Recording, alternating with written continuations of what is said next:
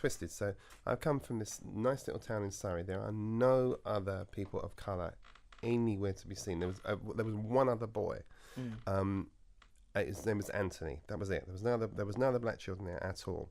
So it really had not occurred to me that there was a reason why my hair grew up. Yeah. That just didn't. I remember reading. Yeah, I just didn't understand that. It was just, that was just a thing, you know. I didn't really think anything of it.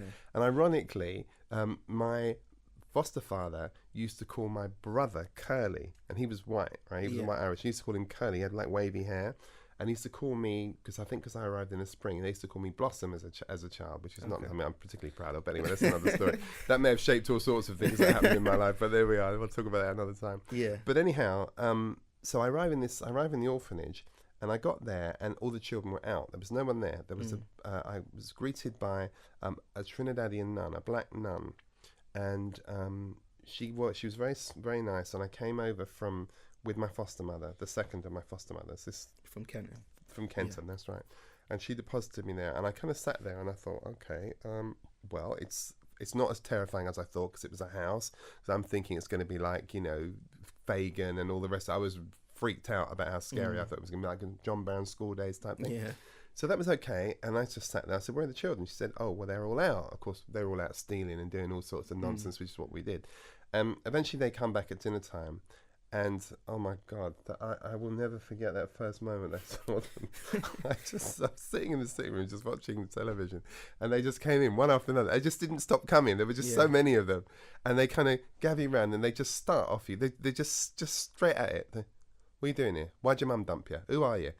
Where you from? And it just goes on, and you're like, I'm trying to answer all these questions. Yeah. And I was quite cool when I was in Surrey. I was cool, but here I was really not cool. So I was going, well, I come from Surrey, and they went, why do you speak like that? Yeah. Well, because I come from Surrey. Yeah. It's like, what kind of question is that? This is how people talk. Don't talk like that. Are you a puff? I went, I don't know what that is. And they were like, why not? And this whole thing, just, who do you support? And that was the key bit. So that was the big moment. So who do you support? And I supported Manchester United, right? Because it was like 1968. There you go. You see, I've owned up to that now.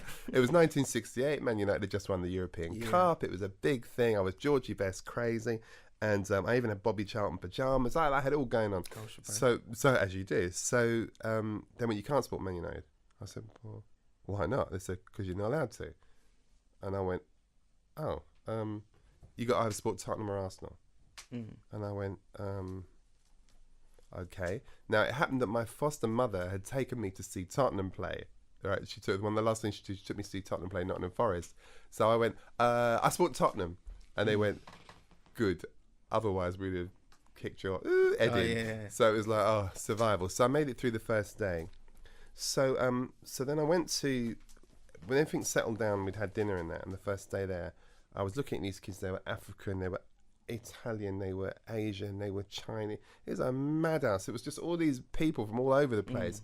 I went to, but mostly black, right? So I went to see the nun, and I said, so I don't mean to be rude, but I need to talk to you about something. So she said, okay, so what would you like to talk to me about? So I said, well, I don't think I'm going to be able to stay. So she looked at me like, do you not realise you're in an orphanage? Yeah. It's not like a hotel or anything. You're not understanding this. So I said, she said, well, oh, really? Well, what seems to be the problem? So I said to her, well, so again, with respect, I said to her, and she said, go on. I said, I just can't live with all these black people. So she said, oh. And she looked at me like, is it? So she said to me, I got something that might help you with that. So I said, oh, okay, good. Thinking she was going to move you to a place with white people. Yeah. I thought, oh, this is going to be fine. She's realised it's a problem. So she said, well, your father's black, so you're going to be fine. And I went, what the hell is going on here?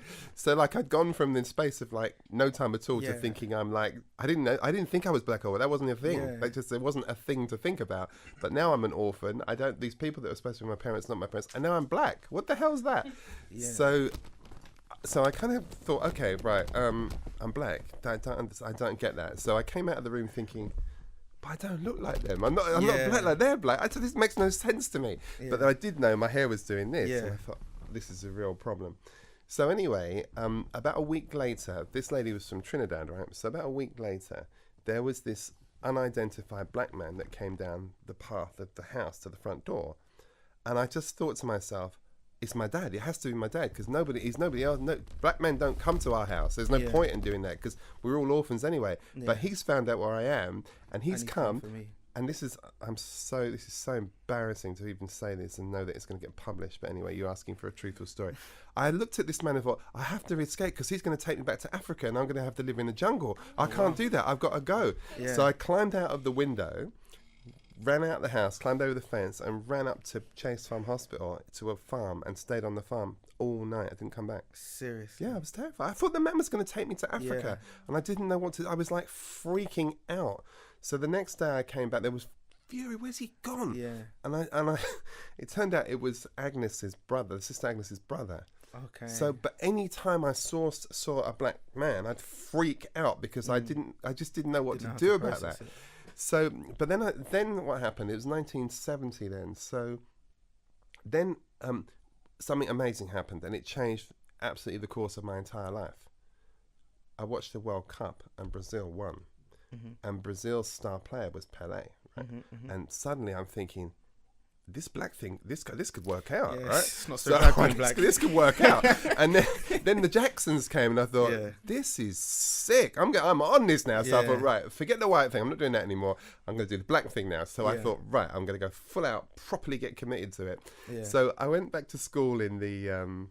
I've started this new school in the September. This is in North London still. Yeah, this is in Enfield. The St George's Catholic School in Enfield. I started this new school in Enfield, and I was really good at football, right?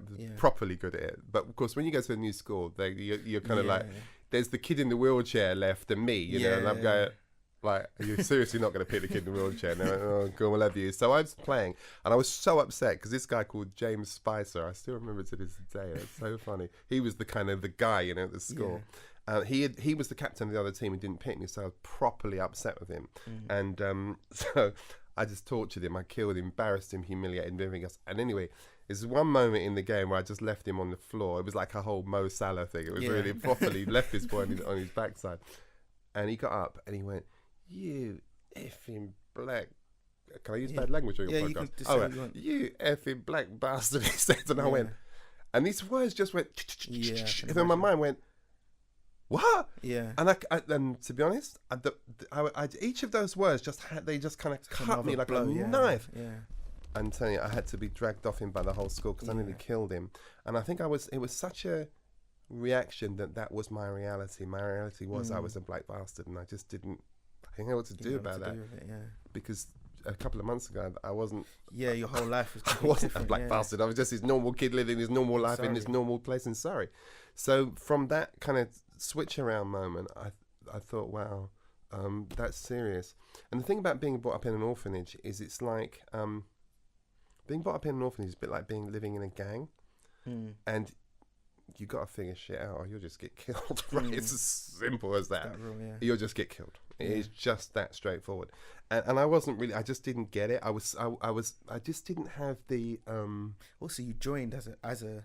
It's not like you joined from when you were 3 or whatever. You joined as a fully whatever child, as a developed child. Exactly. And then you're like chucked in the deep end. So and I just couldn't manage it. It was madness to me. So, but the other boys that were in there, and it's interesting you saying that's a really good observation because the ones that I'm probably the closest to, there's 2 or 3 I still see now.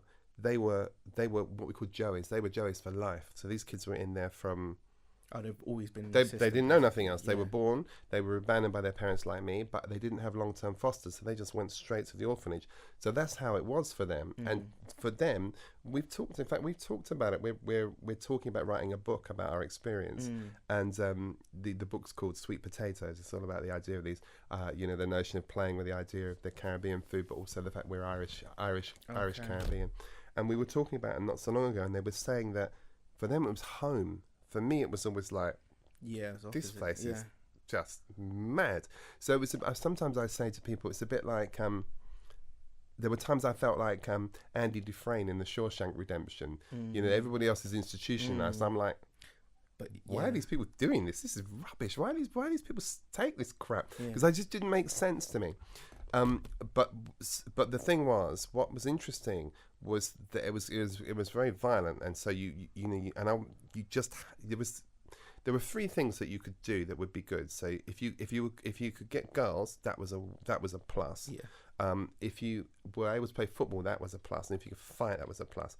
I was good at the first two, but I was rubbish at the second one. But I got good at it because I had a vile temper. So after a while, I was tall as well. So you get you're tall, and so you really intimidating. Yeah, you get a bit of a pass. But it was tricky. But you just have to find out the rhythm, and you just have to figure out if you're going to survive in an orphanage. You just got to toughen up. And